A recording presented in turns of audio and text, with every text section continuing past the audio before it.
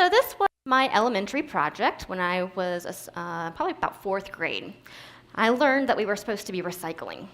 Now, we did not recycle at my house, and I convinced my parents to set aside some room underneath our cereals to be able to put aside paper, plastics, that kind of thing. We didn't have a truck that came to get it. We had to take it to a convenience center. In Asheville, we are spoiled. We actually have a truck that comes in to our street side where we can roll out a cart, and this cart has recyclables in it. And this cart, we're able to put all of our different recyclables in it. So it could be paper, plastics, all kinds of things. We're going to talk, though, about what exactly should you be putting into that cart. So, what you really need to be putting in there are any kinds of containers that are plastic, anything with a neck that you can pour out. Let's put those in there. Make sure you put any paper, fiber. Also, put any kinds of metal containers. Make sure you rinse them out a little bit. The other thing that you want to make sure that you're remembering, though, is that all those materials that you put into that container actually have to be sorted out at a material recovery facility called a MRF. And this facility has to take each one of those different items you've put into your cart and sort it out to be just paper, just plastic, just glass. The problem is that we get stuff like this, and that is very hard to sort in that kind of MRF setting, because this is pretty wet, and it's not exactly very easy to be able to pick out the paper and pick out the plastics in that kind of machine operating system.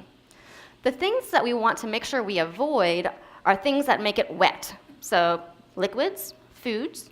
We also want to avoid any kind of foam cups or needles because they're actually a mixture of people as well as machines sorting out the different materials. The other thing is we don't want to put plastic bags. They are recyclable, but here's why. We don't want to put them at the MRF because I'm sure you guys have been asked to vacuum your house, right? You've been vacuuming, and then suddenly you get a string wrapped around that vacuum cleaner. You have to stop, pull out the string, and then you get to resume. So the plastic bag acts like that string that gets wrapped around your vacuum. So this is what it looks like. The top picture is what it's supposed to look like. And so that actually allows the plastic bottles to fall in between those rotating cylinders, and the paper can go on top. But when you put the plastic bags in there, there's no space in between those rotating cylinders for those plastic bottles to fall through. So we have those plastic bottles, hopefully, that are now falling through. And this is what we can do with those. So if each of the households in North Carolina and South Carolina recycle 2 more bottles a week, you could actually create 300 more jobs in the Carolinas. And that's in North Carolina and South Carolina.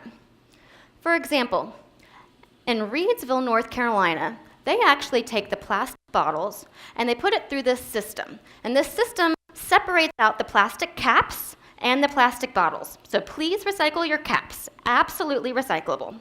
So the plastic caps, they float, the plastic bottles, they sink. Whenever the plastic bottles sink, they're then washed and they're flaked like this.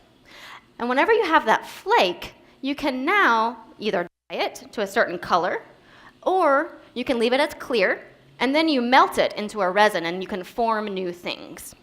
So for every 5 plastic bottles that you recycle, you can actually create enough material, yarn, for a t-shirt. So if I had a t-shirt on, that could be 5 plastic bottles. So this is actually a material called Reprieve. Reprieve is made in Reidsville. Reprieve also is what you would have for your Nikes and for your sweatshirts. The other thing that you have is your laundry detergent bottles. So those kinds of plastics, again, it's the same process. You're cleaning them and you're making them into a flake. And then those actually can be made into children's toys, such as this one right here. The other thing that you want to recycle, but not in your cart, is grocery bags. They can actually be taken to the grocery store and recycled there. Please don't put them in your cart. But if you get enough of them, you can actually make something called Trex. Trex is a replacement for lumber, and it can be used for your siding, and it's a little bit sturdier and hardier.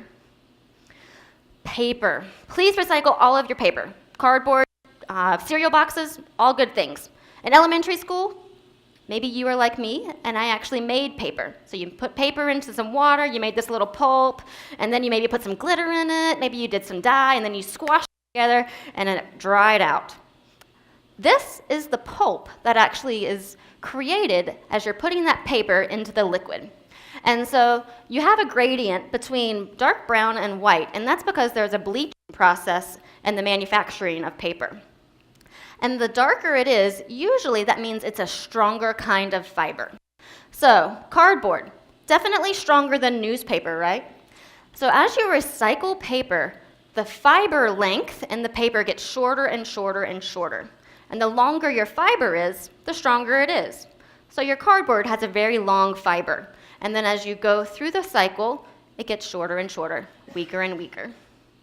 The next is your aluminum containers. Please recycle all of those if at all possible. So if you're anything like me, you like to have a Coke or a beer, you drink that, then hopefully you recycle it. And then 60 days later, my friend can have that same aluminum container back to purchase. So it only takes 60 days for that whole process. The next thing that is kind of interesting about recycling aluminum containers is that you can actually save enough electricity by recycling that one aluminum container to watch your laptop for 2 hours. So think about all those aluminum cans you put in the trash. You could have been watching a lot of TV. So the biggest message I wanted to have you take away is that we absolutely want you to recycle, but let's please make sure that we recycle the right way. And if for some reason you're not really clear about what should be recycled, let's make sure that you just put it in the trash. But recycle your plastic containers and bottles, recycle your paper, and let's make sure that you recycle any aluminum containers. Thanks, y'all.